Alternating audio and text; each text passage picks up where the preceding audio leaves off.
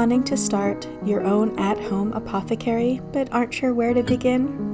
In this video, I'm sharing 7 foundational apothecary ingredients every beginner can start with, along with their benefits and how they are commonly used. It doesn't have to be complicated or traditional. Whether your apothecary lives in a cabinet, a drawer, closet, or small corner of your home, these basics will help you begin building a simple, intentional herbal practice rooted in slow living. Let's begin.